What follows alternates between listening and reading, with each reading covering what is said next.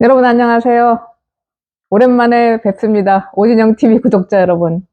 오늘은 2024년 1월 14일 일요일 저녁입니다. 제가 며칠 전에 1월 9일에 출판 기념회를 열었습니다. 4월 총선에 출마하려는 후보들의 일종의 출정식 같은 행사죠. 저는 이날 제 책 새엄마 육아일기를 소개하면서 행사 제목을 저출산 위기 시대에 육아의 행복을 외친다 라고 걸었습니다. 오늘은 은평의 새 일꾼으로 활동하고 싶은 제가 저출산 위기 극복에 대해 갖고 있는 생각을 말씀드리는 시간입니다. 오늘 드릴 말씀의 핵심적인 요지는 두 가지입니다. 첫째, 지금까지 제도 개선과 간접 지원의 비중이 높았던 저출산 예상 중에 육아를 담당하는 부모에게 직접 지원하는 현금과 영유아 돌봄 서비스 지원의 비중을 늘리자는 것입니다. 정부는 지난 10여 년 동안 막대한 예산을 지출해서 저출산 위기 해결에 쏟았지만 가파르게 내려가는 출산율 추세를 되돌리지 못하고 있습니다. 이는 실제로 육아를 담당하고 있는 부모들이 체감하는 지원의 온도가 낮았다는 측면도 있는 것 같습니다. 그래서 전체 예산의 절반 정도가 지금까지 현금 지원과 영유아 돌봄 서비스에 쓰였는데 이 비중을 높이자는 것입니다. 자, 그리고 둘째, 저출산 극복을 위해서는 청년 세대에게 희망을 주는 개혁을 제시하는 것이 본질적인 해결책이라고 생각합니다. 노동, 임금, 교육 분야에 걸쳐서 추진하는 개혁을 추진하겠다는 비전을 제시해야 됩니다. 젊은이들이 아이를 낳지 않는 이유는 미래에 희망이 보이지 않기 때문입니다. 지금 겪고 있는 이 고통스러운 현재의 삶을 자식들에게 대물림하지 않겠다는 것입니다. 지금 우리나라 상황은 이런 것입니다. 마치 배가 침몰할 것 같고 건물이 무너질 것 같은데 그래서 이 안에 있는 사람들이 모두 불안해서 여기서 탈출할 기회를 엿보고 있는데 시설 보수를 해주겠고 고장난 데를 고쳐주겠다고는 관리를 해줄 테니까 그 안에서 계속 살으라고 하는 것이나 다름없는 상황입니다. 시설 보수나 관리 같은 구체적이고 실질적인 효과를 내는 정책 사업도 물론 필요하지만 이 배는 침몰하지 않을 것이다. 그리고 지금까지 해온 것처럼 저 넓은 바다를 향해서 나아가는 항해를 계속할 것이라는 희망을 젊은 세대들한테 줘야 됩니다. 지금 대한민국의 저출산 현상은 심각하다는 말로는 표현이 부족한 절대절명의 위기 그 자체입니다. 2022년 합계 출산율이 0.78로 역대 최저를 찍었는데 2023년에 다시 0.72로 내려갔고 이제 그 0.7도 무너지기 직전입니다. 그야말로 하루하루 인구 절벽의 시대입니다. 내년 2025년부터는 대한민국은 초고령화 사회로 진입합니다. 초고령화 사회란 전체 인구의 20% 이상이 노인 인구, 즉 65세 이상인 노인 인구가 되는 사회입니다. 지금 한국은 OECD 국가 중에서 가장 빠른 속도로 초고령화 사회로 달려가는 중입니다. 지난해 윤석열 정부가 출범하면서 결혼과 출산, 양육이 행복한 선택이 될 수 있도록 사회 환경을 조성하겠다고 했는데요. 우리나라에는 출산과 양육이 행복한 선택이 될 수 없게 만드는 장벽들이 존재합니다. 이 장벽을 최대한 낮춰주는 일을 정부가 해야 하고 그렇지 않으면 대한민국이란 나라는 소멸할지도 모르는 절박한 시간입니다. 그래서 첫째, 제가 드리고 싶은 말씀은 그동안 저출산 예산은 젊은 여성들이 취업해서 일도 하고 경력도 쌓고 싶은데 출산과 육아로 인해 경력의 손해를 보지 않도록 지원하는 경력 단절 지원 정책에 많은 예산을 투입했습니다. 그러면서 기업이 여성 취업 커터제를 쓰고 출산 휴가를 늘리도록 장려하는 정책을 썼습니다. 그 결과 전국에 여성 경력 단절 지원 센터가 지어졌고 공무원들의 일자리는 늘어났지만 출산은 늘어나지 않았습니다. 왜 그랬을까요?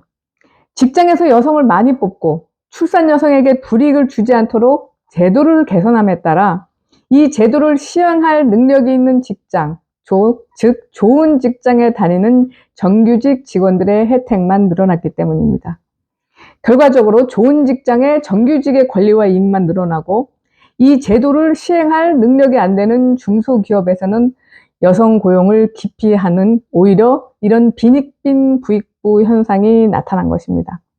자, 여성 취업을 지원하는 기업 장려 정책을 하지 말자는 게 아닙니다. 이 정책이 출산율을 높이는 효과를 내지 못했다는 것이 드러난 이상 이제부터는 육아를 담당하는 부모 당사자에게 직접 지원을 주는 비중을 늘리는 쪽으로 방향을 바꾸자고 제안합니다.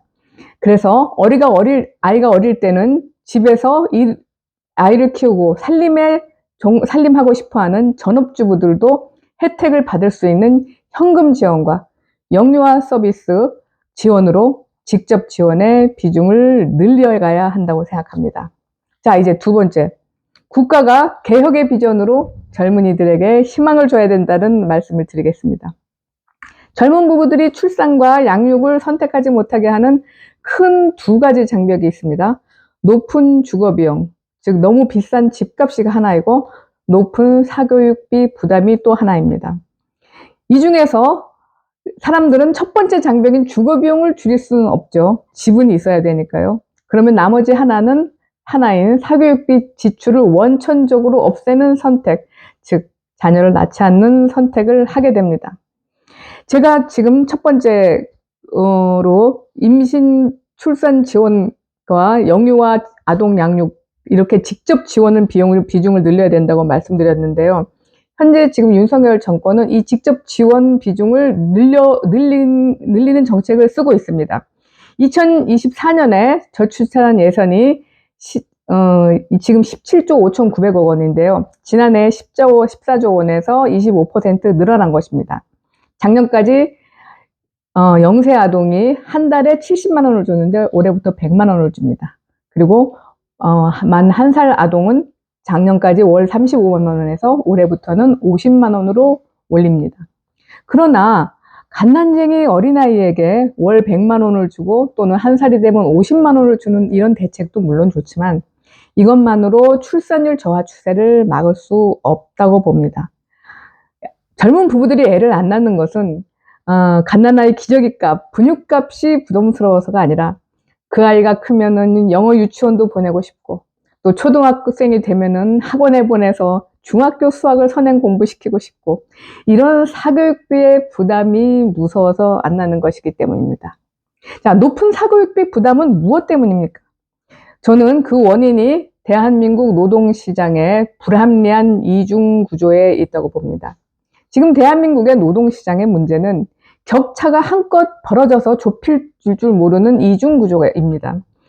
그 소수만이 그 특혜와 안정을 누리고 그렇지 못한 다수가 있습니다.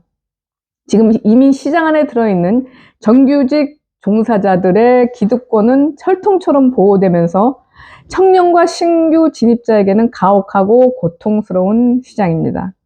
같은 일을 하면서도 월등히 높은 처우를 누리는 공공부문과 대기업의 정규직 종사자들이 누리는 수혜가 노동관계법과 강력한 노조운동 세력에 의해서 기득권이 과보호되고 있습니다.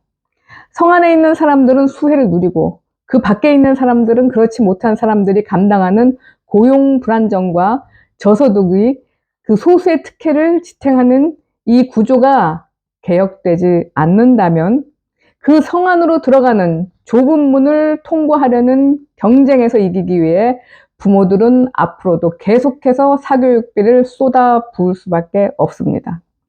지금 점점 심해지는 저출산 문제는 결국 노동시장의 불합리한 이중구조에 자리 잡은 불균형, 이 거대한 빙산의 일부가 수면에 드러난 현상이라고 생각합니다. 자, 이 불합리한 지독한 불균형을 해소하는 것이 정치의 조정 역할입니다.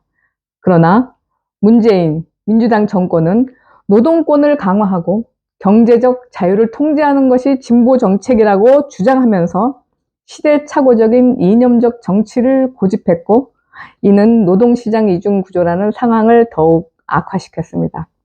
그러므로 지금 필요한 것은 앞으로 노동시장이 변할 것이라는 시그널을 주는 것입니다. 지금처럼 공공부문과 대기업이라는 좁은 문을 통과해야만 기득권과 안정을 확보할 수 있는 노동시장 이중구조는 앞으로 달라질 것이라는 희망을 줘야 합니다. 글로벌 스탠다드에 입각한 노동개혁, 연금개혁, 교육개혁을 정부가 중단 없이 추진할 것이라는 비전을 제시해야 합니다. 아울러 결혼과 출산에 친화적인 예산과 세금 개혁도 내놓아야 합니다. 윤석열 대통령은 아무리 지지율이 낮고 인기가 없더라도 반드시 임기 중에 이 개혁을 추진하겠다는 의지를 여러 번 밝혀왔습니다. 그러나 국회 과반석을 차지한 거대 야당이 그동안 1년 반 동안 해왔던 것처럼 개혁은커녕 정부가 아무 일도 하지 못하도록 발목을 잡고 방해하면서 퇴진과 탄핵 위협을 하는 상황이 계속된다면 현 정권은 앞으로 남은 임기 중에도 개혁을 진행할 수 없습니다. 올해 4월 총선, 그래서 중요합니다. 시대에 뒤떨어진 이념에 편향된 제도와 정책을 개선하고 불합리한 격차로 젊은이들을 좌절시키는 이 사회구조를 개혁하는 정치를 집권당이 강력하게 밀고 나가야 합니다. 그럴 수 있도록 국민의힘당 후보들이 국회에 들어갈 수 있도록 여러분이 도와주셔야 합니다. 오늘 방송 여기까지 하겠습니다. 감사합니다.